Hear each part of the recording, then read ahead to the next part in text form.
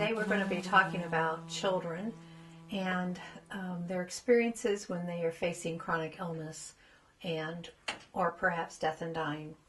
And so it's a serious subject today, but it's an important subject.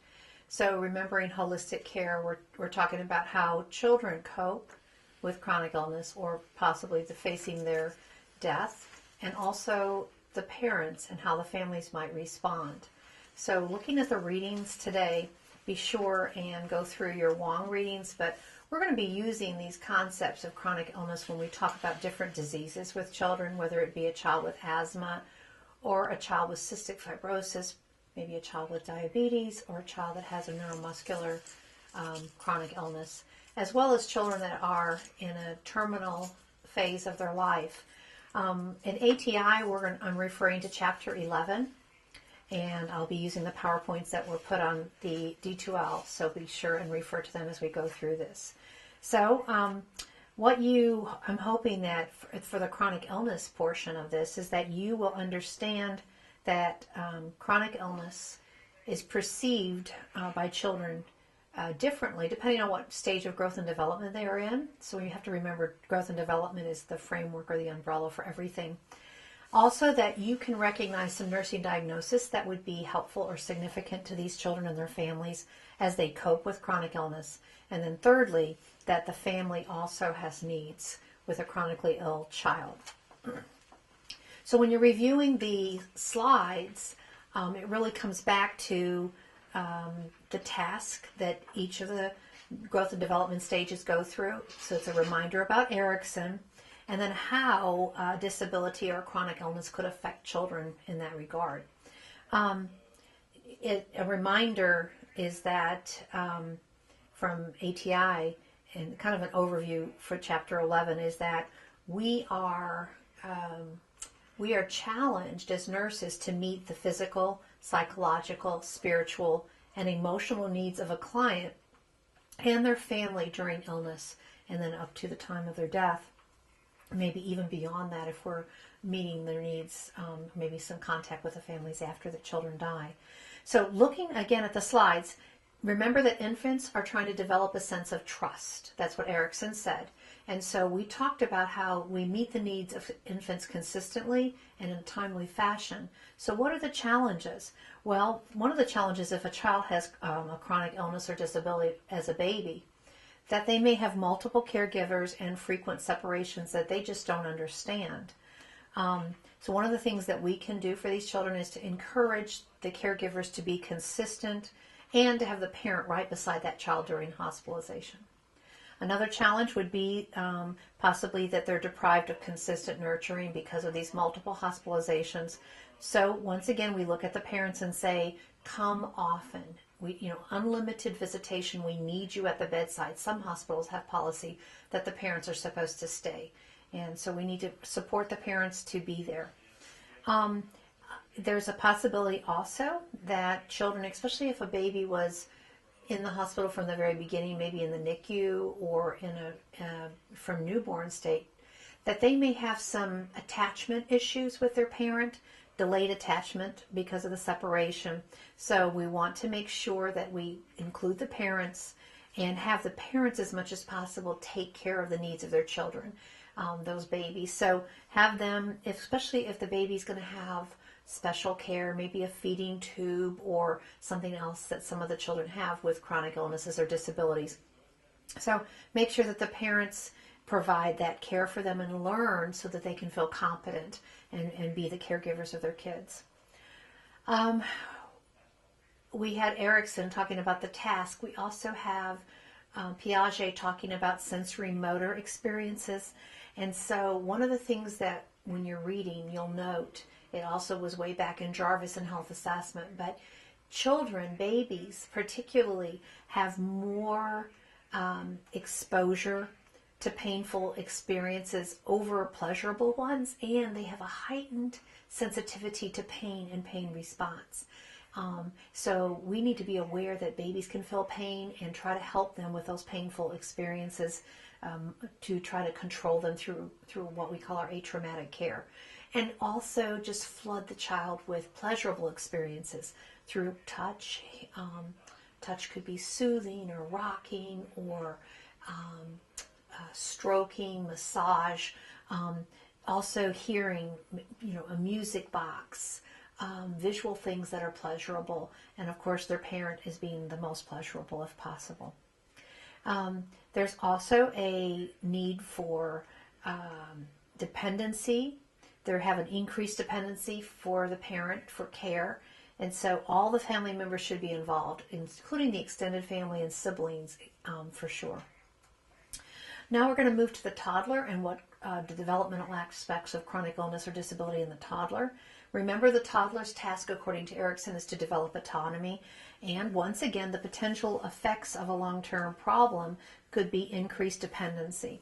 Now, this toddler is autonomous, trying to become autonomous. So increasing independence as much as possible in the areas of toileting, dressing, feeding. However, what have we learned that happens with children in the hospital? They have a potential for regression. So not pushing those things on them, but giving them opportunities for success. We also want to continue with their drive for locomotor and language skills. So while they're in the hospital or even at home, because a lot of times they're at home with chronic illnesses, they may have to have modified toys or equipment depending on what their disability is. Maybe it's a musculoskeletal disability. But making sure that their toys are safe and appropriate for their developmental level as well as for their physical ability. We want to give them choices as much as possible, to give them simple choices because they're toddlers in the areas that they can. We still want to encourage the parent to set age-appropriate discipline and limit setting, even though they have a disability or are sick. Sometimes it's easier for parents to say they don't need discipline or they don't need limits because they feel so badly in their grief themselves of the disability. But children at that age still need to be safe and to have some set limits.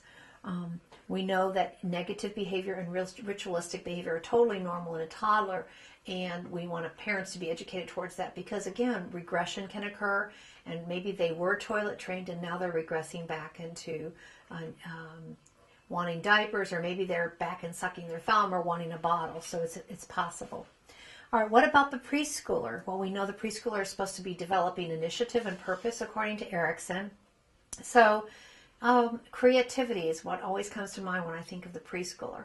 And if you have a child with a disability or a chronic illness, they may have less opportunities for accomplishing this or for being creative. So let's encourage and flood them with opportunities for self-help, mastery, and creative play, encouraging parents to be part of that. If possible, inviting their friends to play. Still, of course, this is someone with a chronic illness or disability. Maybe daycare experiences or trips to the park would still be important. When we're talking about school-age children, we're looking at the fact that they are developing a sense of their body image and their gender. And so we also want to be aware of what's going on with them in that regard. This next slide it actually shows a child that looks a lot older than a 3 to 5 year old, and I said school age, but we're still in the preschool. So we're encouraging relationships with same gender and opposite gender peers. Remember, preschoolers are an associative play, so they can start playing with friends. But they're very aware that their body may be, in pain. They may feel like that the disability or the problem was their fault, and that's why it's hard, to help children this age. Now we're in the school-age child. School-age children want to develop a sense of industry or accomplishment. So that might be interrupted if they have to go to the doctor a lot or they miss a lot of school. They might miss their activities, their school activities. And so helping them still connect with school activities, friends would be really important. We want to educate the teacher about have the education of the teacher and the children in the classroom. And when you were watching Miranda McConnell's tape on Child Life Specialists, she talked about going into the classroom and helping them understand why a child would have to wear, for instance, a supportive device or a boot or something like that. So it's important that we do that as well. Socialization could be a problem, so encourage this child and the family. Keep them involved as much as possible in Girl Scouts or Boy Scouts or whatever it is, and physical activity. And then make sure the child has their questions answered. These are school-age kids, so they can have their questions answered.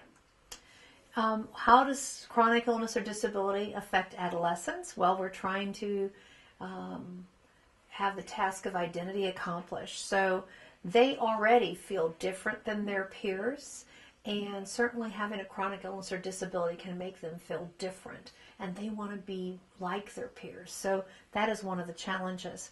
So we can actually just support the teen and help them compensate, stay in touch with their friends, be able to verbalize what their problems are, help them with decision making, continue encouraging what is normal for these kids. You know, even if they have cystic fibrosis or diabetes type 1 or some other issue that might affect teenagers, try to get them still to be able to drive and go to events and be part of their peer life. So there's a few nursing diagnoses that we might want to consider as far as disabilities or special physical disabilities or anyone with a chronic illness. One might be deficient diversional activity. That's one of the ones I have on your slide. And that might be because of limitations that they have and also hospitalization. Another diagnosis you might see in a child or a family that has a child with a disability would be impaired social interaction, maybe related to hospitalization or confinement to home, the fact that they have to go in and out a lot. And then there's always that anxiety or fear that's related to test procedures, hospitalization. Also for families, fear of the unknown. Is this chronic illness going to shorten my child's life or take my child's life? So those are some possibilities. And then self-care deficit, possibly related to whatever the specific impairment is.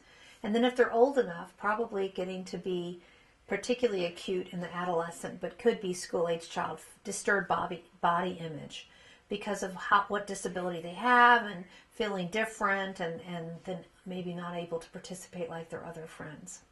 So how do we support families in this regard? And of course our support should be to listen, to connect them with resources, and to offer ourselves and also offer hope, for sure.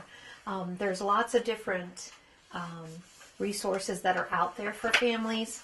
And there's resources for families depending on what the illness is for the child, but there's foundations or support groups for children with diabetes, cystic fibrosis, cerebral palsy, spina bifida. So you could name any chronic illness or and there would be a resource for a parent.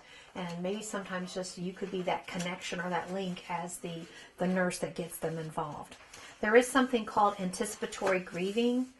And anticipatory grieving is a term that we use when death is expected or a possible outcome that might be sad. And so sometimes parents start going through anticipatory grieving even when they are having the child in a disability or chronic illness state. They already start grieving, for the loss of what they've experienced. So remember that Kubler-Ross talked about grieving, and the stages of grieving are denial, and then anger, and then bargaining, and then can be depression, and then finally acceptance. And those same stages of grieving that Kubler-Ross talked about can be connected with the anticipatory grieving that can occur too.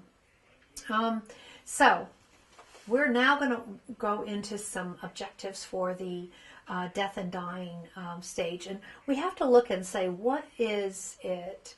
How do children understand the concept of death and dying? What are the things that affect that? And also the specialized care that's involved and if a child has been diagnosed or is in their latter stages. And so I think when we were talking about the child life specialists before, they really do have a specialized role. They can help families with grieving. They can help parents. They can help children make say their final goodbyes. So when we're going into this area, your slide talks about that you will have an understanding of what factors affect children's concept of death and dying, what are the stages a child is in growth and development related to death and dying, and then what are some diagnosis and care that we can give to children and families that experience dying. So a couple things that are really important is that what are the factors?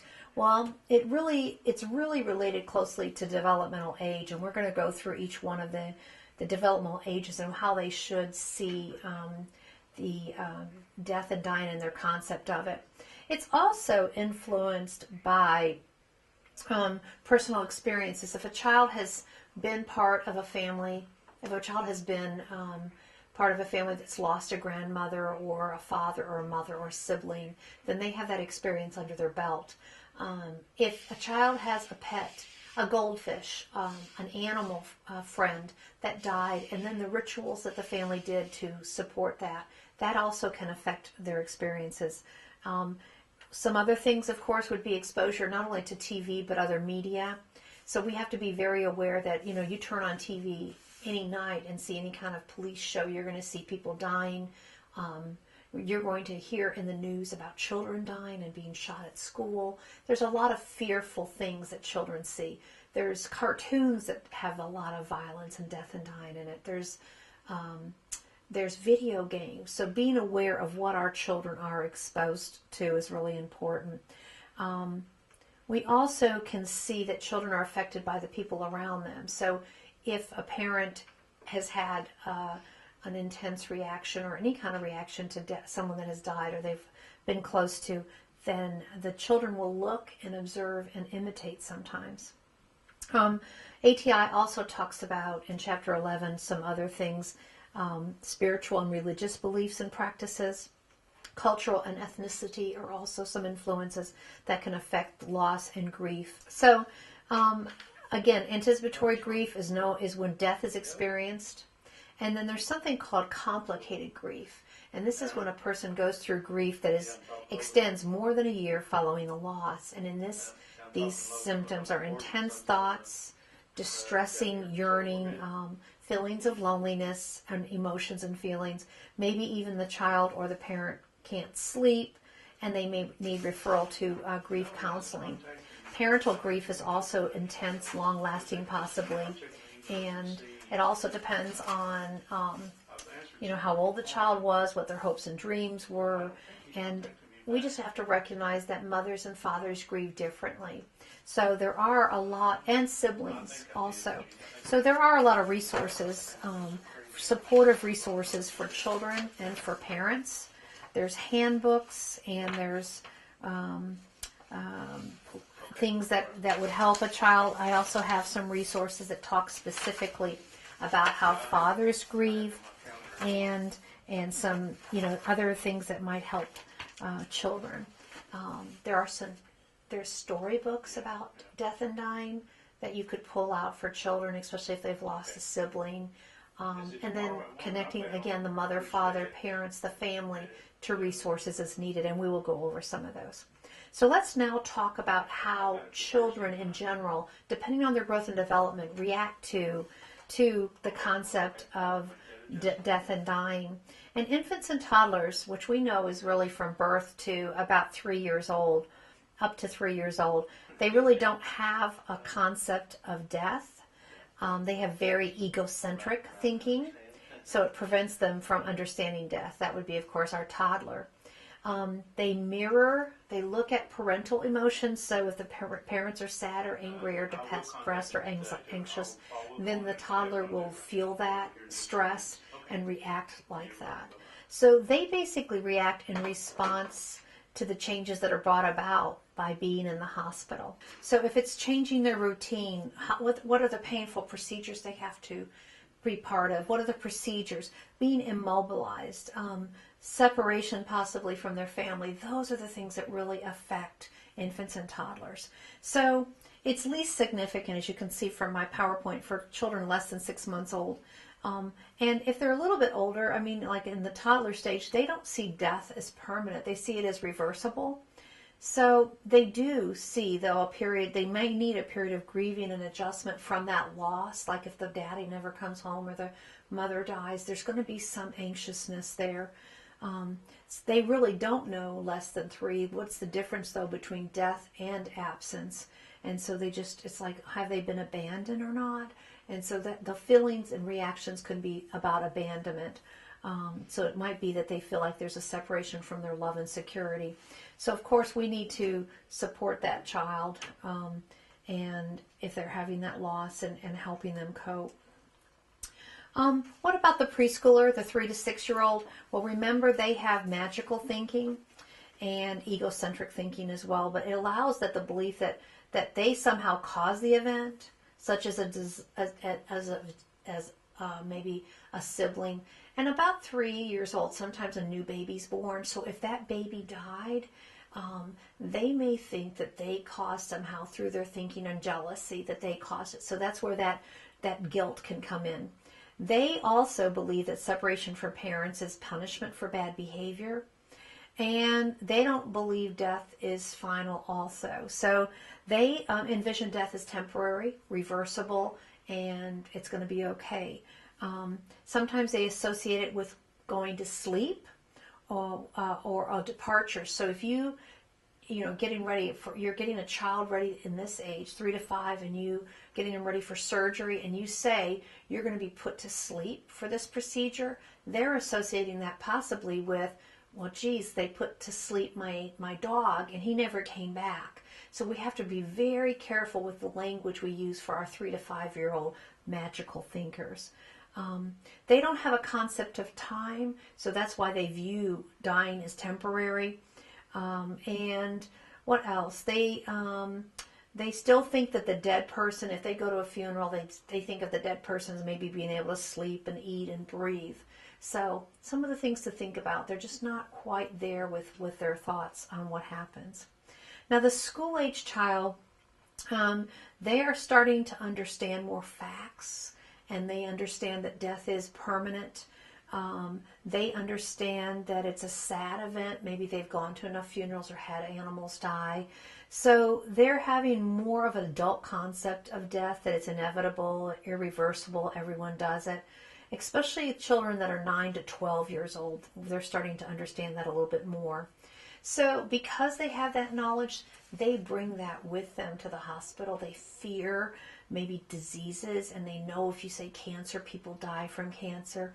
So they have more fears than other children, and they can experience loss of control if we don't support that. So those fears, what a school-age child might do, they may just be uncooperative or very hostile. At the same time, they want to have support. So they still need your support. They need their parents' support for sure. They may be curious about what happens with funerals and what happens to the body after death. That's where you start hearing songs from children that age about songs about worms and things like that. These children are also tuned into TV, they're tuned into media, so they've heard that children die, that there's evil people in the world, and so we really have to talk with our children that are school age and the parents and prepare them, not to be afraid at school. And this is where also holistic care comes in. What are the child's beliefs about spirituality and God, and they'll talk about that. And these kids can and want to talk if they're the ones that are dying. They don't want to be protected necessarily. Parents often protect kids, but they want to talk about what's going to happen to them, and they need control. They need pain control as well as other control. The adolescent often has the most difficult time coping with death because it's an adult-like concept. They're discovering who they are, they are establishing identity, and they're just going to say, why is this happening to me? Why is this interfering with my life? And they can't help but be a little bit selfish with that, because they've always thought, because of their invincibility, I'm not going to be the one that dies of an overdose, or I'm not be the one that gets drunk and can't drive on prom night.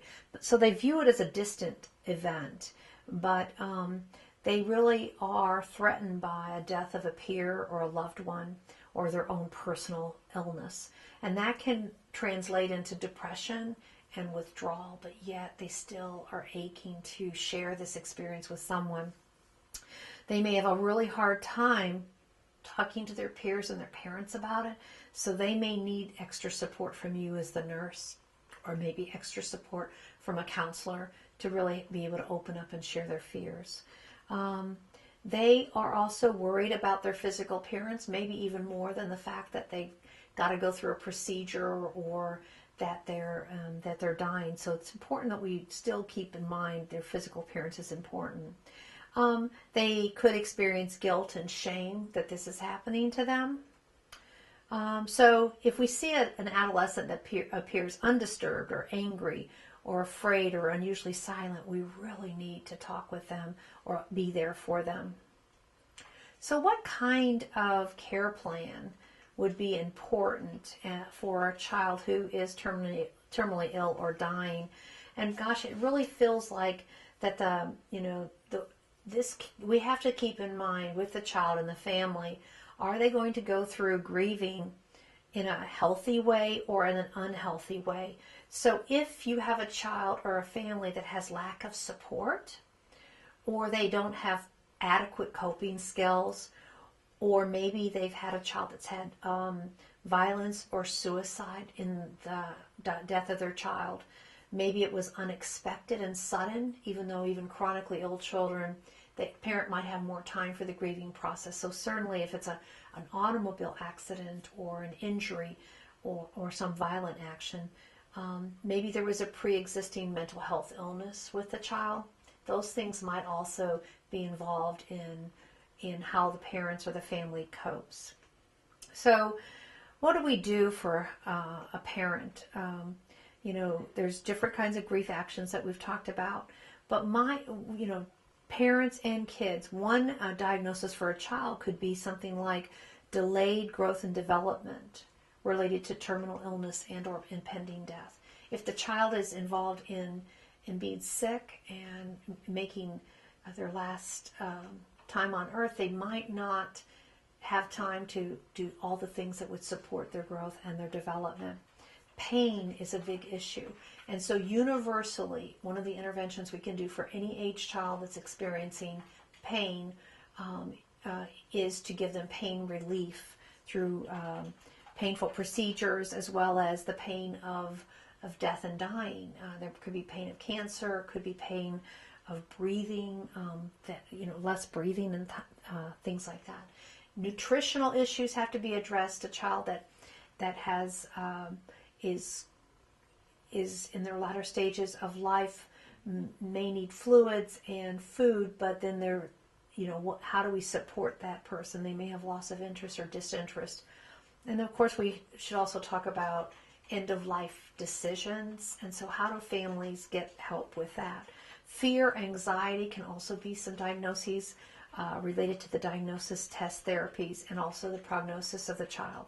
And then anticipatory grieving by the parents related to the loss of the child, and also the own child's grief, anticipating that they're going to be leaving their families. So what are some nursing interventions, and what are some assessment things that you could look at? If you'll look on page 99 of your ATI book, it talks about a lot of different things. It talks about how you can look and see physically some of the manifestations of a child that's dying. It talks about body heat loss and decreased sensation and movement, loss of senses, but remember, hearing is the last one, so always engage in talking with that child. Confusion or loss of consciousness, appetite decreasing, swallowing difficulties, maybe some bowel and bladder loss, and then of course vital sign issues, bradycardia, hypotension, and then Cheyne-Stokes. So these are some things. We want to also find out what are the parents' wishes for end-of-life care, DNR orders, and also what are the child's wishes and how are those respected. So what do you think should be part of the plan of care? And there's more and more now advocacy for palliative care for children and hospice care for children when we know that they're dying. So getting them involved can help parents get the support they need to make some of these end-of-life decisions and work with children with these end-of-life decisions. There was a woman from Nashville that did her research on end-of-life care for children, and she's written a lot about it. And she was called the Hope Lady, and she would go around the Children's Hospital in Nashville, and the children that were dying would share what their experiences are with her. She'd always, she would arrange for Make-A-Wish and that type of thing, but they were so excited because they also knew that she was a lady of hope. And so she would ask them questions about what do they wish for before they die. And some of the teenagers' responses were things like, I wish that my mom wouldn't be so sad, and I wish that I would have time to become married and have children. So by her asking these questions gave the children opportunities to really express what was on their heart. And it's important that we do that and not be afraid. We also have to respect the parents' wishes, but encourage them to talk to their kids, because that's, and I have some readings that I'll try to go over, but there's some things that you can do to encourage parents to talk to their children and not to be afraid to do that. Once again, hospice for children is a really important thing. There's different things that they can use hospice for, and so try that out and see if that would be a resource a parent would want. So there's one little blip here, a little story about, it's called When a Child is Dying, and it was about a mother who had a 7-year-old that was getting ready to die in June of 1999. Her little girl's name was Georgiana, and she had lymphoma of the blood. So when Georgiana was diagnosed, this mother said all she could think about was losing her daughter, and this was part of that anticipatory grieving that we were talking about. So she knew that the child wouldn't make it at one point, and she was angry, she was afraid, she was angry, she was afraid she'd scream at the doctors because she didn't feel like anything else they could do. So basically, they engaged everyone that they could, but in the last few months of her life, Georgiana was getting comprehensive palliative care. And so this, basically she said, I must stress how much I hated having to experience palliative care. This is the mother. As I know you know this all too well, but the team was comforting and very compassionate. I think it's so important because, as many other parents, was given the worst news imaginable. And then basically, when Georgiana was admitted, her hospital room immediately was transformed into a home-like setting, which we know is comforting. Her parents brought her teddy bear and baby blanket. She slept with it every night since she was born. She didn't have to wear hospital-issued pajamas. She wore her funky footwear and her pajamas. She used a wind-up toy like Winnie the Pooh. But unlike her parents, this is again a child who is 7. Unlike her parents, Georgiana quickly came to terms with her condition. So this is what team members caring for dying children frequently recognize: the depth of their parents' perception and awareness. Children often know that they are dying. And the child said this, I see the doctor, my mommy leaves the room, and she comes back in crying. And then I put it all together. And as Georgiana got sicker, her mom said that she asked, Mommy, am I going to die? So that's a question that you might hear as a nurse. A little person might say, Nurse, am I going to die? And what will your response be to that little person when they ask you that? Do you know if they're going to die? And if you can push them off and say, well, that's a question you should ask your mom or dad. But what would be therapeutic for you to say in that case? And as nurses, we could reflect back to that child, because you really don't know. You could say, well, little person, whatever your name is, what do you think? What makes you ask that question? And then maybe they're going to come forward and say, well, I see everyone crying and whispering around me, but I think that I am dying, but no one will talk to me. So if a child expresses that to you, then you need to share that with a parent and let them see that they do need to have some parental conversation, and it's going to be really hard. So the mother said, I couldn't answer her. I don't know, I said. That's what we were all afraid because the medicine didn't work. And she cried, and that was it. She stopped and went on doing whatever she was doing. Then afterwards, this little girl, Georgiana, spoke openly with her primary nurse about how snowflakes and ladybugs could come together in heaven. She drew a smiling self-portrait of herself in heaven just a few days before her death. So the mother went on to say, I also think it was important that Georgiana had a child psychologist talk to her, and I think she helped her a whole lot. She knew why this woman was coming in. After a few times, she looked forward to it. I guess she thought she was just going to talk to her, and it wasn't all talk. It was through play. And then it just goes on to say that eventually her mother could talk to Georgiana about dying. It was hard, but I'm glad I did it, said the mother, because she said she wasn't scared. And she said she didn't think about it. I asked her, and it was the way she said it that makes me feel a little better now. Her fear was leaving us. She said, if I die, I won't see you anymore. And I told her she would because she'd watch us from heaven. And then she didn't talk about it anymore. So she said that every night when I go to bed, she'll come in my room and give me a kiss. So this just goes on to say that as the child was getting more and more closer to death, they set up hospice care at home, and then how they became part of, even the healthcare team became part of this mother's care, and the healthcare team went to the funeral for this little girl and supported the mother. The mother felt like a friendship and a collab, like people cared about her. So this is what the bottom part, it says, the mother said that she continues to stay in contact with Georgiana's nurses, her primary physician, and the palliative care team even now. I can't even begin to tell you how much I think these contacts are helpful. I developed relationships with these people. They were there for me to talk, and most of all, they were there for Georgie. So this is just an example of one story about the smallest patient offers the biggest lessons. The little girl wasn't afraid to talk about it, but she needed to be able to have permission and also to bring her parents along with it. So what are some interventions? We really do need to establish a rapport and a therapeutic relationship with children and their families so we can be supportive and talk with them. We also need to schedule uninterrupted time that the family and the child can have together. Be factual in our information, answer all the questions that we can. Refer, if needed, to hospice or other professional support.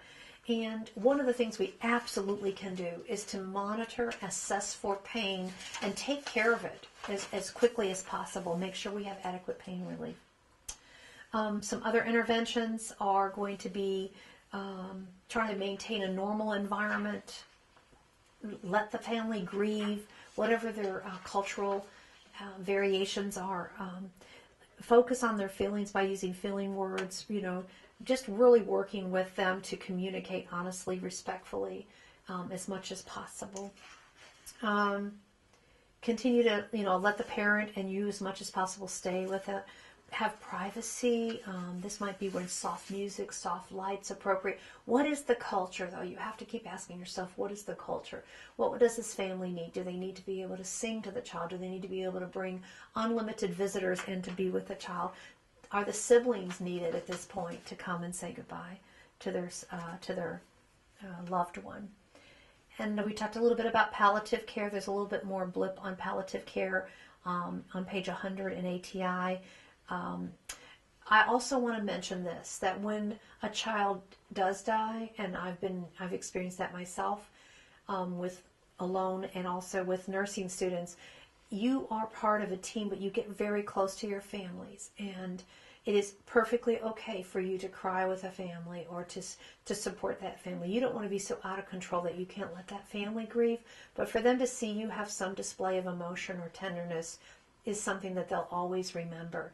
And I know that here at the medical center and other places, I've talked with the pediatric nurses, and they do go to children's funerals, and they try to bring the whole team along if possible. So that is something to think about too. if after the child has died, the family can stay with the body as long as possible. I know one mother wrapped her baby up and said, this child's not going to the morgue yet, and they actually got permission to take that baby across Virginia lines to the nursing home themselves, and to the funeral home, and she, that takes some special care. So even though there's a lot of emotional thing about it, you really have to know what your procedure is to deal with a dead body, and remember also respectfully that that's a child that was just lost. So those are some things to think about, and there's some other ideas. So another part of this would be SIDS, or sudden infant death syndrome.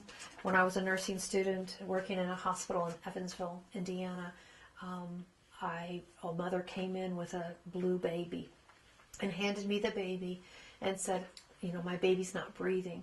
And I was the first one that started CPR, and I took it back, and we were immediately starting CPR on this baby, and the baby didn't live. And I remember how emotional it was that I was, part of the team that tried to do that. But sudden infant death syndrome is also known as crib death, and there's lots of research out there about crib death. It's usually considered an unexplained death of an infant less than 1 year old. The 1 month to 1 year is it's possible, but 1 to 4 months is the most often. A lot of times it has to do with prematurity. Males are affected more than females, and fall, winter, and early spring are the most often causes. The statistics that are on the slide are a little bit old. I think there's probably more, but even back in 2004-ish, there were some statistics that talked about 5,000 to 6,000 deaths a year, and I think that's a higher statistic now. So we have a lot. We've done the research. People have said we don't know what is going on, but some of the risk factors would be if children sleep on their bellies with a lot of bedding, if there's a lot of smoke exposure in the house. Maternal risk factors would be no prenatal care, or it came late, less than 20 years of age, smoking, alcohol and drug abuse, maybe a mother that was anemic, has a history of sexually transmitted diseases or urinary tract infections, and low weight gain during pregnancy. All of those things can increase SIDS. So we do have a campaign called Back to Sleep, where we're encouraging all mothers to put their children on their backs during sleep without heavy bedding or extra stuffed toys or blankets. So they're basically trying to help the baby stay in position and not flip over and not get too hot also. So it's really strange how this happens. No smoking around the baby or in the house, making sure they get pediatric appointments, immunizations. Those are some preventative tips. Breastfeeding is also considered positive, but there's still some research out on that. So the most important things that we talked about would be really understanding growth and development related to children's perceptions of death and dying. And then if you do have a child that is been given a terminal illness diagnosis, how can you help that family through that process in a holistic, positive, and beautiful way? So that's part of our challenge as nurses. This concludes my lecture on death and dying, and so please look at your resources and bring your questions to class. We'll be talking more about this, and thank you so much.